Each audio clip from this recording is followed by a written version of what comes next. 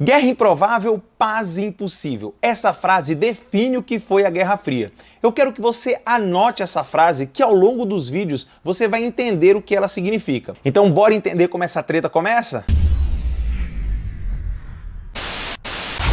Já no fim da Segunda Guerra Mundial, começaram a ficar evidentes as grandes diferenças entre os Estados Unidos e a União Soviética, que durante a Segunda Guerra Mundial foram aliados. Essas diferenças giravam principalmente em torno da ocupação do território da Alemanha. Haja vista que Estados Unidos e União Soviética defendiam sistemas político-econômicos antagônicos, o capitalismo no caso dos norte-americanos e o socialismo no caso dos soviéticos. É dessa rivalidade que nasce a Guerra Fria. Mas por que o nome Guerra Fria?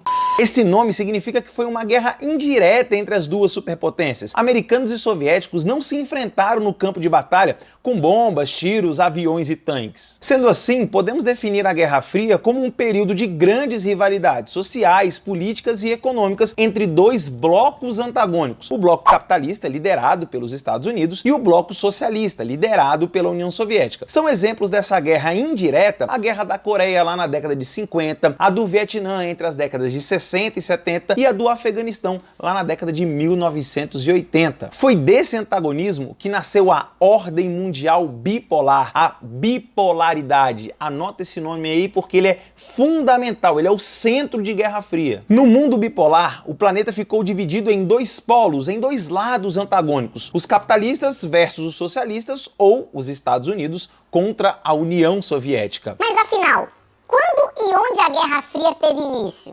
Não existe uma data específica para o início da Guerra Fria. Muitos autores vão divergir em relação a essa data de início. Alguns dizem que o início foi lá na Conferência de Potsdam em 1945. Já outros atribuem as bombas atômicas de Hiroshima e Nagasaki também em 45 como a provável data, ou até mesmo o desenvolvimento das bombas atômicas da União Soviética somente em 1949. Bom, como não há um consenso sobre isso, eu costumo dizer que a Guerra Fria teve início logo depois da Segunda Guerra Mundial. Fala desse jeito que aí você não erra. Com o início da Guerra Fria, os Estados Unidos e a União Soviética passaram a se fortalecer através de alianças com outros países. Dessa forma, a Guerra Fria caracterizou-se por ser um conflito onde o grande objetivo era espalhar para o maior número possível de países o sistema político e econômico defendido pela União Soviética ou pelos Estados Unidos. Sendo assim, vendo a fragilidade da economia capitalista, principalmente nos países europeus que haviam sido destruídos com a Segunda Guerra Mundial,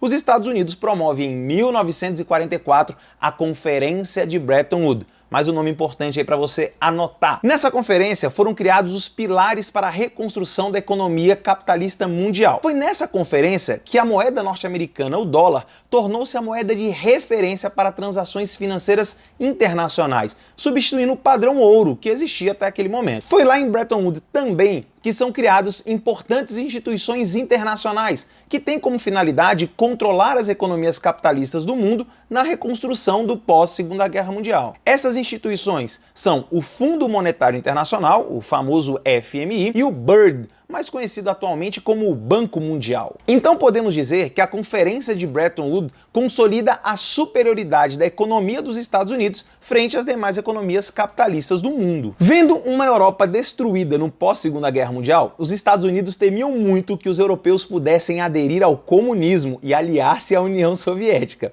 Foi nesse contexto que o presidente norte-americano Harry Truman cria o que ficou conhecido como a Doutrina Truman, que consistia em uma política internacional de contenção do avanço do socialismo pelo mundo. A principal vertente da Doutrina Truman deu-se no setor financeiro, com a criação do Plano Marshall. Criado pelo general e secretário de Estado George Marshall, o plano consistia em conceder grandes empréstimos para países europeus se reconstruírem da Segunda Guerra. Com essa iniciativa, os Estados Unidos garantiam sua influência nos países da Europa Ocidental.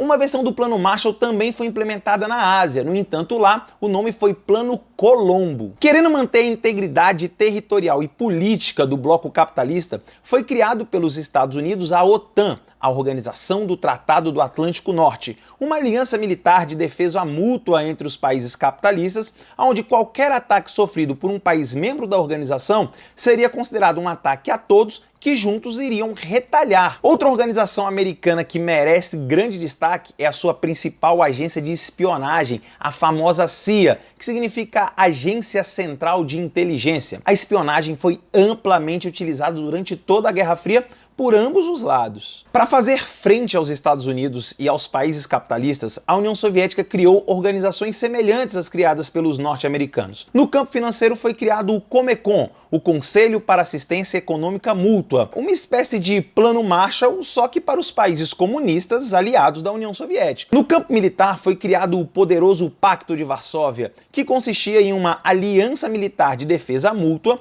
entre os países comunistas e tinha um funcionamento semelhante ao da OTAN. Já no campo da espionagem foi criada a temida KGB, sigla que significa Comitê de Segurança do Estado. Aliás, o atual presidente da Rússia, o Vladimir Putin, foi um agente da KGB. Perceba, as ações executadas por Estados Unidos e União Soviética eram espelhadas, ou seja, tudo que um país fazia, o outro fazia igualzinho, já que ninguém queria ficar para trás nessa história. Veja que até agora eu não falei de nenhuma batalha onde americanos e soviéticos tenham se enfrentado um atirando no outro. Por isso o nome Guerra Fria, um conflito que foi travado muito mais no campo ideológico do que de fato nos campos de batalha. Então é isso, galera, chegamos ao fim aí do nosso primeiro vídeo com conteúdo de Guerra Fria, onde nós abordamos os principais eventos e instituições que foram criadas. Olha só, se você gostou desse vídeo aí, não deixe de se inscrever no canal, se não for inscrito, ative as notificações e, se possível, deixe um comentário, um like e me segue nas redes sociais. Próximo vídeo já vai começar aí, hein? Terceiro vídeo aí da nossa playlist, fica ligado.